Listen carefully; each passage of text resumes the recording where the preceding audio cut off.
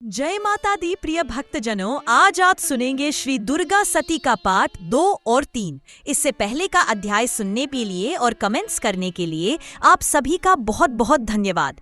नवरात्रि के दूसरे दिन की पूजा से व्यक्ति की आध्यात्मिक उन्नति और मानसिक शांति प्राप्त होती है। यह दिन देवी की शक्ति के विभिन्न रूपों की पूजा के लिए समर्पित होता है, जो जीवन में ऊर्जा और शक्ति का संचार करते हैं। दूसरा दिन विशेष रूप से उन लोगों के लिए है जो जीवन में मानसिक और शारीरिक कष्टों का सामना कर रहे हैं। देवी की आराधना करने से और दूसरे दिन के अध्याय को पढ़ने या सुनने से इन सभी कष्टों का निवारण होता है, जीवन में सुख शांति का आगमन होता है। पाठ शुरू करने से पहले अपने मन को सकारात्मक और शांतिपूर्ण बनाएं। यह सुनिश्चित करें कि आप मानसिक रूप से तैयार हैं और पाठ के लिए पूर्ण समर्पण की भावना रखते हैं। दुर्गा सतसत का दूसरा और तीसरा अध्याय पढ़ते अथवा सुनते समय अपने मन में केवल सकारात्मक विचार रखें और देवी से आशीर्वाद प्राप्त करने की कामना रखें। यह विश्वास रखें कि आपकी समस्याओं का समाधान माँ भगवती की कृपा से होगा और आपके जीवन में सुधार आएगा। अब सुनिए आज के अध्याय श्री दुर्गा सप्तशती दूसरा अध्याय। महर्षि मेधा बोले, प्राचीन काल में देवताओं और असुरों में पूरे 100 वर्षों तक घोर युद्ध हुआ था और देवराज इंद्र देवताओं के नायक थे। इस युद्ध में देवताओं की सेना परास्त हो गई थी और इस प्रकार संपूर्ण देवताओं को जीत महिषासुर इंद्र बन बैठा था। युद्ध के पश्चात हारे हुए देवता प्रजापति श्री ब्रह्मा को साथ लेकर उस स्थान पर पहुँचे जहाँ पर कि भगवान शंकर विराजमान थे। देवताओं ने अपनी हार का सारा वृत्तांत भगवान श्री विष्णु और शंकर जी से कह सुनाया। वह कहने लगे, हे प्रभु, महिषासुर सूर्य, चंद्रमा, इंद्र, अग्नि, वायु, यम, वरुण तथा अन्य देवताओं के सब अधिकार छीनकर सबका अधिष्ठाता स्वयं बन बैठा है। उसने समस्त देवताओं को स्वर्ग से निकाल दी। वह मनुष्यों की तरह पृथ्वी पर विचर रहे। दैत्यों की सारी करतूत हमने आपको सुना दी और आपकी शरण में इसलिए आए हैं कि आप उनके वध का कोई उपाय सोचे। देवताओं की बातें सुनकर भगवान श्री विष्णु और शंकर जी को दैत्यों पर बड़ा गुस्सा आया। उनकी भौहें तन गई और आंखें लाल हो गई। गुस्से में भरे हुए भगवान विष्णु के मुख से बड़ा भारी तेज निकला और उसी प्रकार का तेज भगवान शंकर, ब्रह्मा और इंद्र आदि दूसरे देवताओं के मुख से प्रकट हुआ। फिर वह सारा तेज एक में मिल गया और तेज का पुंज वह ऐसे दिखता था जैसे कि जाज्वल्यमान पर्वत हो। देवताओं ने देखा कि उस पर्वत की ज्वाला चारों ओर फैली हुई थी और देवताओं के शरीर से प्रकट हुए तेज की किसी अन्य तेज से तुलना नहीं हो सकती थी। एक स्थान पर इकट्ठा होने पर वह तेज एक देवी के रूप में परिवर्तित हो गया और अपने प्रकाश से तीनों लोकों में व्याप्त जान पड़ा। वह भगवान शंकर का तेज था। उससे देवी का मुख प्रकट हुआ। यमराज के तेज से उसके सिर के बाल बने। भगवान श्री विष्णु के तेज से उसकी भुजाएं बनी। चंद्रमा के तेज से दोनों स्तन और इंद्र के तेज से जंघा तथा पिंडली बनी और पृथ्वी के तेज से नितंब भाग बना। ब्रह्मा के तेज से दोनों चरण और सूर्य के तेज से उनकी अंगुलियां पैदा हुई। वसुओं के तेज से हाथों की अंगुलियां एवं कुबेर के तेज से नासिका बनी। प्रजापति के तेज से उसके दांत और अग्नि के तेज से उसके नेत्र बने। संध्या के तेज से उसकी भौहें और वायु के तेज से उसके कान प्रकट हुए थे। इस प्रकार उस देवी का प्रादुर्भाव हुआ था। महिषासुर से पराजित देवता उस देवी को देखकर अत्यंत प्रसन्न हुए। भगवान शंकर ने अपने त्रिशूल में से एक त्रिशूल निकालकर उस देवी को दिया और भगवान विष्णु ने अपने चक्र में से एक चक्र निकालकर उस देवी को दिया। वरुण ने अपने चक्र में से एक चक्र निकालकर उस देवी को दिया। वरुण ने देवी को शंख भेंट किया। अग्नि ने इसे शक्ति दी। वायु ने उसे धनुष और बार दिए। सहस्त्र नेत्रों वाले श्री देवारज इंद्र ने उसे अपनी वज्र से उत्पन्न करके वज्र दिया और ऐरावत हाथी का एक घंटा उतारकर देवी को भेंट किया। यमराज ने उसे काल दंड में से एक दंड दिया। वरुण ने उसे पाश दिया। प्रजापति ने उस देवी को स्फटिक की माला दी और ब्रह्मा जी ने उसे कमंडलू दिया। सूर्य ने देवी के कके समस्त रोमों में अपनी किरणों का पेज भर दिया। काल ने उसे चमकती हुई ढाल और तलवार दी और उज्जवल हार और दिव्य वस्त्र उसे भेंट किए और इनके साथ ही उसने दिव्य चूड़ामणि दी। 2 कुंडल, कंकण, उज्जवल अर्धचंद्र, बाहों के लिए बाजूबंद, चरणों के लिए नुपुर, गले के लिए सुंदर हसली और अंगुलियों के लिए रत्नों की बनी हुई अंगूठियां उसे दी। विश्वकर्मा ने उनको फरसा दिया और उसके साथ ही कई प्रकार के अस्त्र और अभेद्य कवच दिए, और इसके अतिरिक्त उसने कभी न कुम्हलाने वाले सुंदर कमलों की मालाएं भेंट की। समुद्र ने सुंदर कमल का फूल भेंट किया। हिमालय ने सवारी के लिए सैर और तरह तरह के रत्न देवी को भेंट किए। यक्षराज कुबेर ने मधु से भरा हुआ पात्र और शेषनाग ने उन्हें बहुमूल्य मणियों से विभूषित नागहार भेंट किया। इसी तरह दूसरे देवताओं ने भी उसे आभूषण और अस्त्र देकर उसका सम्मान किया। इसके पश्चात देवी ने उच्च स्वर से गर्जना की। उसके इस भयंकर नाद से आकाश गूंज उठा। देवी का वह उच्च स्वर से किया हुआ सिंहनाद समा न सका। आकाश उनके सामने छोटा प्रतीत होने लगा। उससे बड़े जोर की प्रतिध्वनि हुई, जिससे समस्त विश्व में हलचल मच गई और समुद्र कांप उठे, पृथ्वी डोलने लगी और सबके सब पर्वत हिलने लगे। देवताओं ने उस समय प्रसन्न हो सिंहवाहिनी जगतमयी देवी से कहा, देवी तुम्हारी जय हो। इसके साथ महर्षियों ने भक्ति भाव से विनम्र होकर उनकी स्तुति की। संपूर्ण त्रिलोकी को शोकमग्न देखकर दैत्यगण अपनी सेनाओं को साथ लेकर और हथियार आदि सजाकर उठ खड़े हुए। महिषासुर के क्रोध की कोई सीमा नहीं थी। उसने क्रोध में भरकर कहा, यह सब क्या उत्पात है। फिर वह अपनी सेना के साथ उस ओर दौड़ा जिस ओर से भयंकर नाद का शब्द सुनाई दिया था, और आगे पहुंचकर उसने देवी को देखा, जो कि अपनी प्रभा से तीनों लोकों को प्रकाशित कर रही थी। उसके चरणों के भार से पृथ्वी दबी जा रही, माथे के मुकुट से आकाश में एक रेखा सी बन रही, और उसके धनुष की तमकोर से सब लोग क्षुब्ध हो रहे थे। देवी अपनी सहस्त्रों भुजाओं को संपूर्ण दिशाओं में फैलाए खड़ी थी। इसके पश्चात उनका दैत्यों के साथ युद्ध छिड़ गया और कई प्रकार के अस्त्र शस्त्रों से सब की सब दिशाएं उद्भाषित होने लगी। महिषासुर की सेना का सेनापति चिक्षुर नामक एक महान असुर था।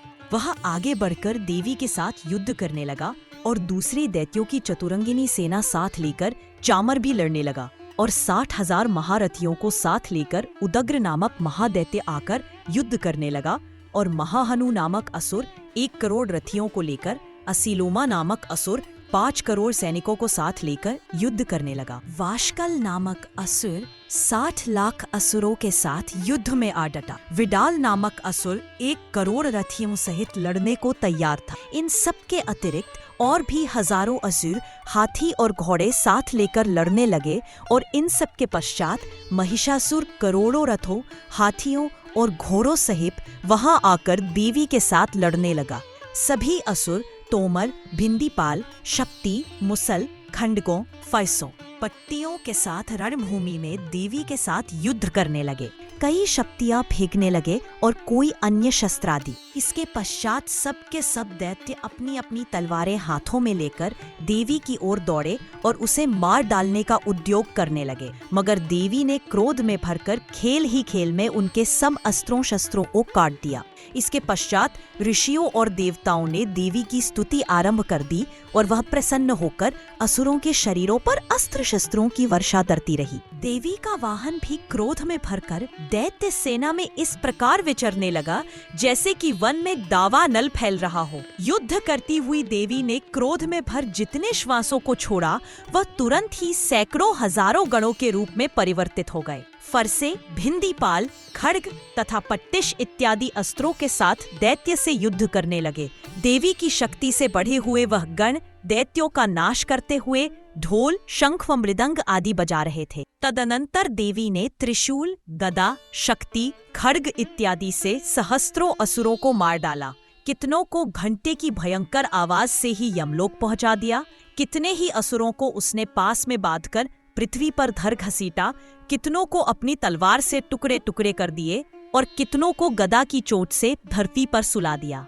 कई दैत्य मूसल की मार से घायल होकर रक्त वमन करने लगे, और कई शूल से छाती फट जाने के कारण पृथ्वी पर लेट गए, और कितनों की बाढ़ से कमर टूट गई। देवताओं को पीड़ा देने वाले दैत्य पट कटकर मरने लगे। कितनों की बाहें अलग हो गई, कितनों की ग्रीवाएं कट गई, कितनों के सिर कटकर दूर भूमि पर लुढ़क गए, कितनों के शरीर बीच में से कट गए, और कितनों की जहंजाएं कट गई और वह पृथ्वी पर गिर पड़े। कितने ही सिरों व पैरों के कटने पर भी भूमि पर से उठ खड़े हुए और शस्त्र हाथ में लेकर देवी से लड़ने लगे और कई दैत्यगण भूमि में बाजों की ध्वनि के साथ नाच रहे थे। कई असुर जिनके सिर कट चुके बिना सिर के धड़ से ही हाथ में शस्त्र लिए हुए लड़ रहे थे। दैत्य रह रहकर ठहरो ठहरो कहते हुए देवी को युद्ध के लिए ललकार रहे थे। जहाँ पर यह घोर संग्राम हुआ था वहाँ की भूमि रथ, हाथी, घोड़े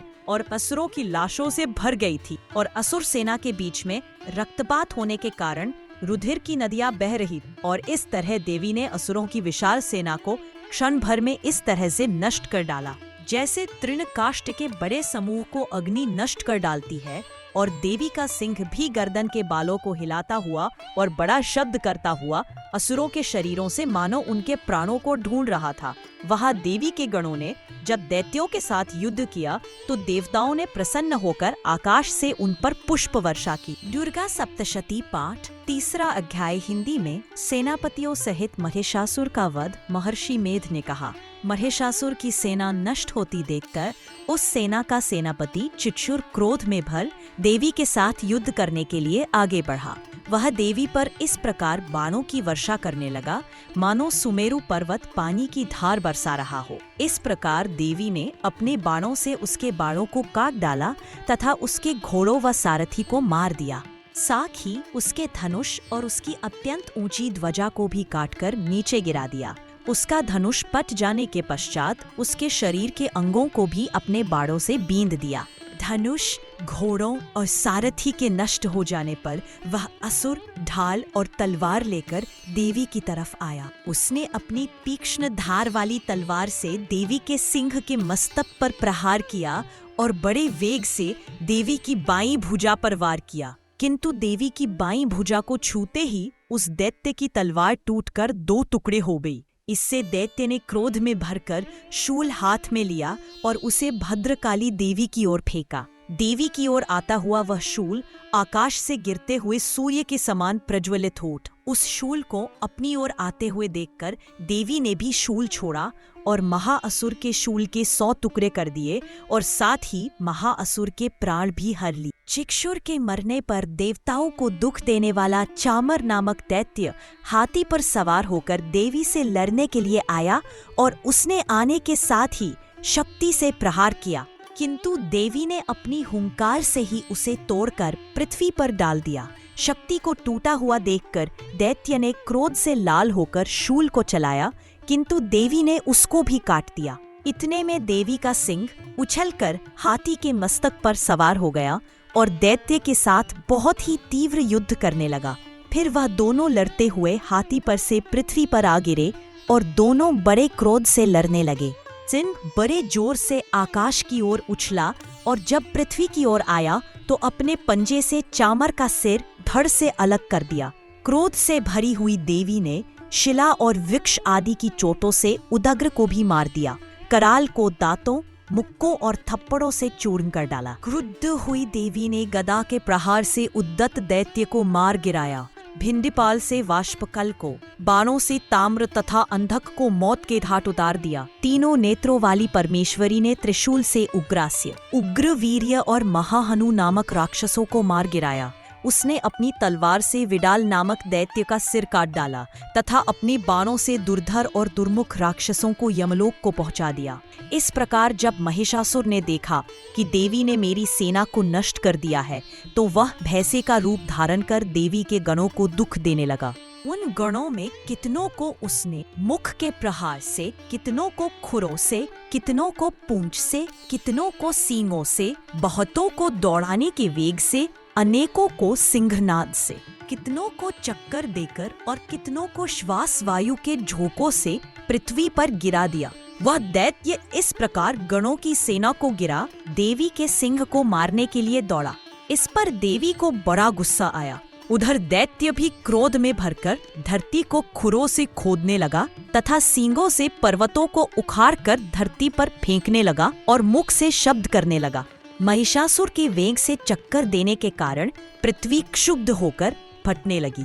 उसकी पूंछ से टकराकर समुद्र चारों ओर फैलने लगा। हिलते हुए सींगों के आघात से मेघ खंड खंड हो गए और श्वास से आकाश में उड़ते हुए पर्वत फटने लगे। इस तरह क्रोध में भरे हुए राक्षस को देख चंडिका को भी क्रोध आ गया और वह उसे मारने के लिए क्रोध में भर गई। देवी ने पाश फेंककर दैत्य को बांध लिया और उसने बंध जाने पर दैत्य का रूप त्याग दिया और सिंह का रूप बना लिया। और ज्यों ही देवी उसका सिर काटने के लिए तैयार हुई कि उसने पुरुष का रूप बना लिया, जो कि हाथ में तलवार लिए हुए था। देवी ने तुरंत ही अपने बाणों के साथ उस पुरुष को उसकी तलवार ढाल सहित बींध डाला। इसके पश्चात वह हाथी के रूप में दिखाई देने लगा और अपनी लंबी सूंड से देवी के सिंग को खींचने लगा और गर्जने लगा। देवी ने अपनी तलवार से उसकी सूंड काट डाली। तब राक्षस ने एक बार फिर भैंसे का रूप धारण कर लिया और पहले की तरह चर अचर जीवों सहित समस्त त्रिलोकी को व्याकुल करने लगा। इसके पश्चात क्रोध में भरी हुई देवी बारंबार उत्तम मधु का पान करने लगी और लाल लाल नेत्र करके हंसने लगी। उधर बलवीर्य तथा मद से क्रुद्ध हुआ दैत्य भी गरजने लगा। अपने सींगों से देवी पर पर्वतों को फेंकने लगा। देवी अपने वाणों से उसके फेंके हुए पर्वतों को चूर्ण करती हुई बोली, ओ मूढ़, जब तक मैं मधुपान कर रही हूँ तब तू गरज ले, और इसके पश्चात मेरे हाथों तेरी मृत्यु हो जाने पर देवता गरजेंगे। महर्षि मेधा ने कहा। यों कहकर देवी उछलकर उस दैत्य पर जा चढ़ी और उसको अपने पैर से दबाकर शूल से उसके गले पर आघात किया। देवी के पैर से दबने पर भी दैत्य अपने दूसरे रूप से अपने मुख से बाहर होने लगा। अभी वह आधा ही बाहर निकला था कि देवी ने अपने प्रभाव से उसे रोक दिया। जब वह आधा निकला हुआ ही दैत्य युद्ध करने लगा तो देवी ने अपनी तलवार से उसका सिर काट दिया। इसके पश्चात सारी राक्षस सेना हाहाकार करती हुई वहां से भाग करी हुई और सब देवता अत्यंत प्रसन्न हुए तथा ऋषियों महर्षियों सहित देवी की स्तुति करने लगे। गंधर्वराज गान करने तथा अप्सराएं नृत्य करने लगी। जय माता श्री दुर्गा सप्तशती के आज के अध्याय पूर्ण हुए। इसके आगे का वृतांत आप सभी अगले अध्याय में जरूर सुनिए।